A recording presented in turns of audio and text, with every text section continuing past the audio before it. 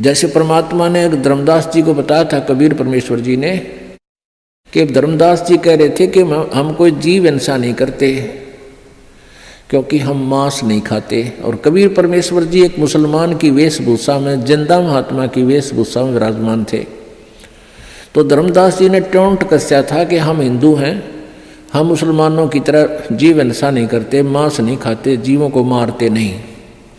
तो परमेश्वर ने कहा था वो तो अच्छी बात है कि आप जैसे गाय बैल बकरे जो टेंडर नहीं मारते, लेकिन और भी पाप बहुत होते हैं आपसे।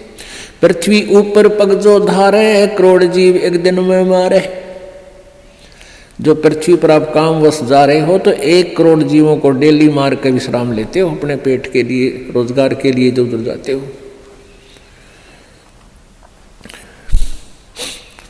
सत्य ब्राह्मण की है हत्या, जो चौका तुम देव नित्या। जो चूल्हा लीप के प्रतिदिन चूल्हे के आसपास पहले गोबर से लीपया करते, गार से, ये इतना क्षेत्र में जो तुम लिपाई करते हो तो इतना पाप है आपको। 70 ब्राह्मण मार दियो, ब्राह्मण माने भक्त। वैसे तो किसी भी जीव हिंसा कर दें, किसी मनुष्य की हत्या कर दें तो महापाप है, लेकिन भगत की हत्या करना और घोर पाप है। अब जैसे पोचा मारते हो आप जी प्रतिदिन, आजकल तो फिनाइल से लगाया जाता है। वो किस लिए लगाया जाता है कि वहाँ कीटाणु नाश कर दिए जाएं, वो कीटाणु मरे जो हानिकारक होते हैं। तो वो जब तक आप सतगुरु कबीर परमेश्वर जी की सत साधना पूरे संत से लेकर नहीं करते, नकली संतों से नहीं, जिनके पास ये सच्चा नाम हो जो दास देता है, तो तब तक आपके दोनों ही पुण्य और पाप भिन्न भिन्न लिखे जाएंगे और वही आपको भोगने पड़ेंगे। फिर सारे के सारे पुण्य भी मिलेंगे। जैसे हाली का उदाहरण दिया कि उसने जो एक अलाई में इतने जीव मार दिए कि 1000 कसाइयों जितना पाप हो गया।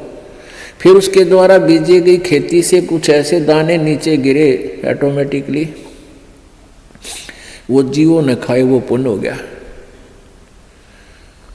तो वो पुण्य और वो पाप अलग अलग लिख दिए, पुण्य थोड़े और पाप गणे।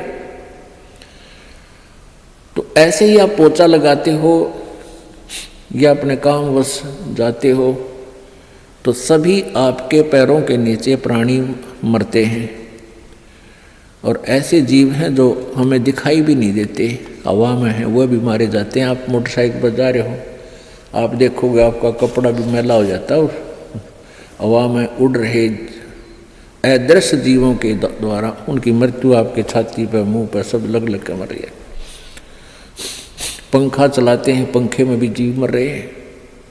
अग्नि जलाते हैं, अग्नि में भी जीव मरते हैं। आटा गूंथते, आटा उसमें भी, सब्जी बनाते हैं उसमें भी। तो ये उन भक्तियों से ये समस्या हल नहीं हो सकती। परमेश्वर कबीर जी की भक्ति से आपके ऊपर क्या होगा कि ये जो पाप तो हैं, लेकिन उनको करना उद्देश्य नहीं, तो वो पाप आपका नहीं लगेंगे, उनको लगेंगे जो इस दास के द्वारा बताई गई साधना नहीं कर रहे। उनको तो पूरे लगेंगे, उनके बैंक अकाउंट में लिखा ही जाएगा वो। और इससे नहीं लगेंगे। कहते इच्छा कर मारे नहीं, बिन इच्छा मर जा, कह कबीरदास का पाप नहीं लगा। इच्छा कर कैसे मारे? जैसे शिकार खेलते हैं या वैसे कोई भेंट देते हैं कि कोई की तो बकरे चढ़ावे हैं, कि तो बोक चढ़ावे हैं, कि तो झोटे काट कर डाले जाते हैं मंदिरों में। या ये मुसलमान भाई ईद बकरीद मनाते समय जीव हिंसा करते हैं, ये तो है नोवेंगली जान के करते हैं, ये तो पाप लगेगा। इच्छा कर मारे नहीं, अरबन इच्छा मर जा। ये आप चल रहे हो अपने काम के उद्देश्य के लिए, आपका मारना इच्छा नहीं है, लेकिन वो अपने आप मर रहे हैं तो मरने दे।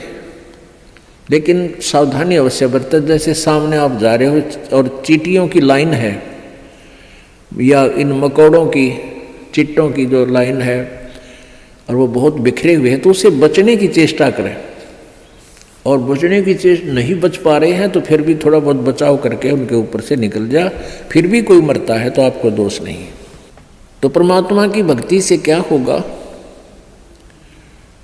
कि आप जी के जो प्रतिदिन आपसे जो अनजाने में पाप हो रहे हैं वो इन जाप करने से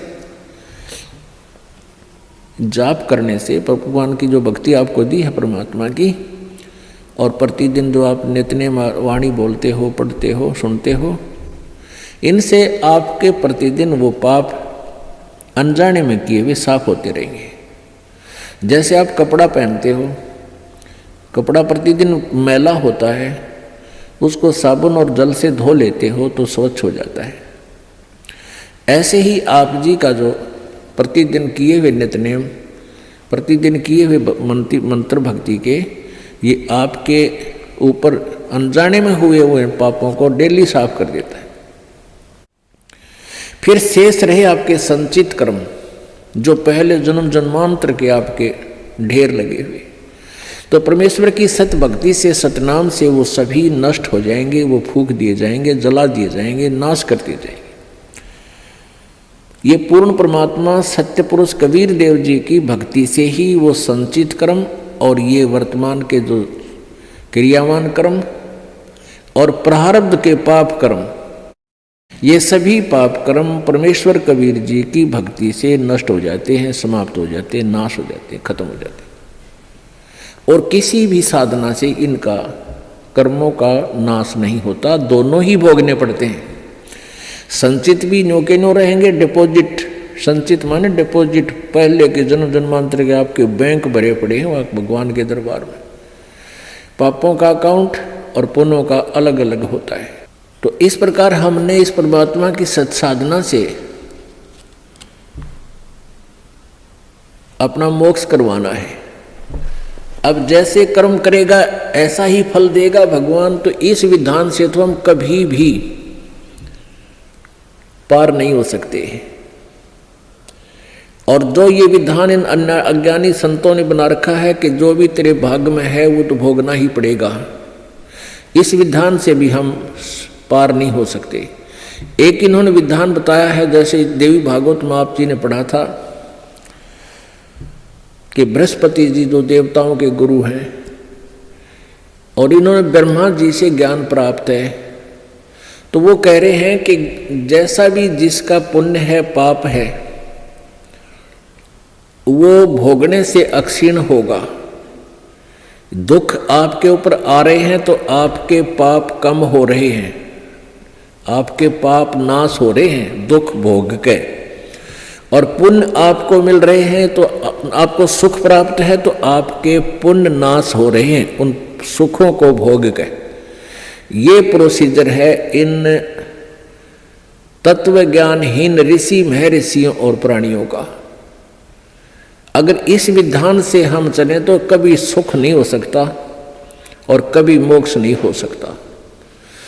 सुख भी भोगे खत्म होंगे और पाप भी भोगने से समाप्त होंगे तो कभी नहीं हो सकते, क्योंकि हम एक दिन में करोड़ों पाप करके विश्राम लेते हैं और पुण्य होता ही नहीं, क्योंकि वो साधना शास्त्र विरुद्ध होने से, उस शास्त्र विरुद्ध साधना जो वर्तमान में चल रही है, पहले तो चलो शास्त्र अनुकूल साधना करते थे, ओम नाम का जाप था और यज्ञ हवन किया करते थे, और भी फिर भी वो अनकम्प्लीट थी, फिर भी उनका कुछ आंशिक लाभ अवश्य था। अब तो हम आगे जय गणेश देवा माता थारी पार्वती पिता महादेवा ये आप बना के गाने लगे। आप ही अपने हिसाब से ओम नमः शिवाय ये मंत्र बना लिए, ये कहीं मंत्र नहीं है किसी भी शास्त्र में। तो इस तरह की जो साधना करने से पुण्य भक्ति तो लाभ होता ही नहीं। वैसे कोई दान पुण्य हम करते हैं, चींटियों को दाने डाल दिए, पक्षियों को दाने डाल दिए, किधर भंडारे कर दिए, वो पुण्य आपको अलग से लिख दिए जाएंगे, आपके वो भी मिलेंगे, लेकिन मोक्ष नहीं हो पाएगा, क्योंकि वो शास्त्र विरुद्ध साधना होने से मोक्षदायक नहीं है। ना कोई सिद्धि हो, ना गति हो, ना ही कोई सुख हो।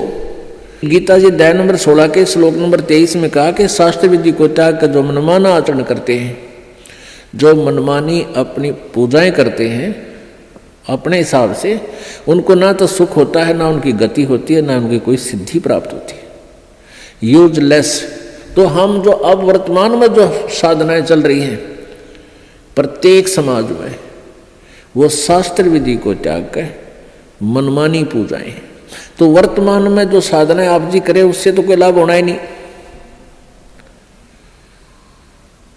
कि ना तो आपके पाप क्षीण हो और ना आपको भविष्य का कोई लाभ हो, और वो पाप न करे, और वो पाप आप डेली पता नहीं कितने इकट्ठे कर रहे हो, तो वो आपके डिपॉजिट कर्मों में लिखे जा रहे हैं, संचित कर्मों में।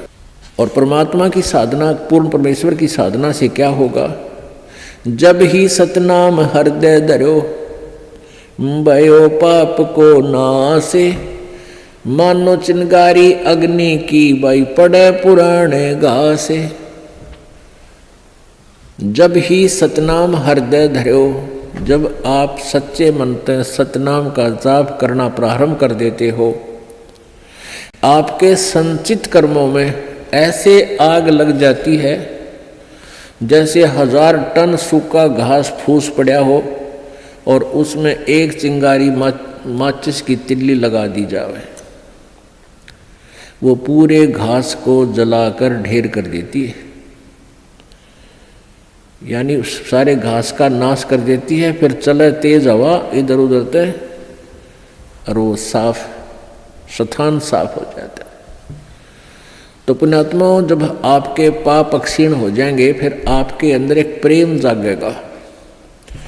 आपको छोटी सी चर्चा माल्य की शुरू होते ही आंखों में आंसू आऊंगी, दिल भरा होगा आपका। तो फिर वो उस पाप के जलने के बाद ऐसी स्थिति होगी, जैसे सूरज के आगे बदरा ऐसे कर्म छयारे, प्रेम की पवन करे चित मंजन जल के तेज नयारे। कि आपके ऊपर पाप कर्मों का ऐसे साया जमा हुआ है जैसे सूर्य के सामने बादल आ जाते हैं, बादल, और सूर्य विद्यमान होते हुए भी हम उसको नहीं देख पाते, अंधेरा छा जाता है। और कहते हैं फिर तेज हवा चलती है, परमात्मा कबीर जी बता रहे हैं, तेज हवा चलती है तो बादलों को तित्र बित्र कर देती है, और फिर सूर्य का प्रकाश आपके सामने बहुत ज्यों का त्यों होता है।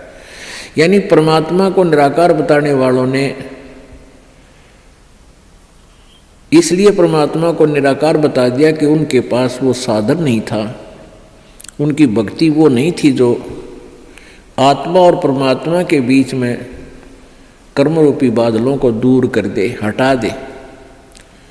जैसे सूरज के आगे बदरा ऐसे कर्म छयारे, प्रेम की पवन करे चित मंजन जल के तेज नयारे।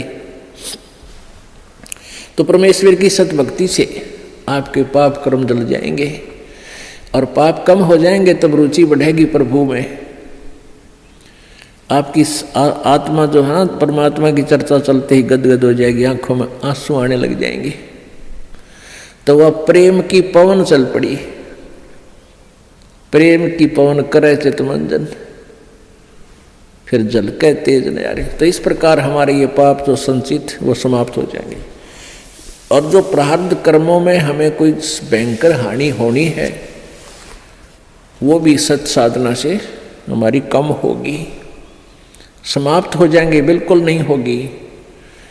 और छोटी मोटी हो भीगी तो वो हमारी भक्ति की कमजोरी से ही होगी, यानी भक्ति कम कर पाओगे, या विश्वास कम होगा, या कोई मर्यादा भंग हो जाएगी। तो उसके लिए सावधानी बहुत जरूरी है।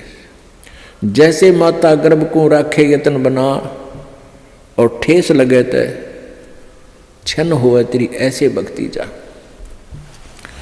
तो इस प्रकार हमने अपनी भक्ति को सुचारू करना है।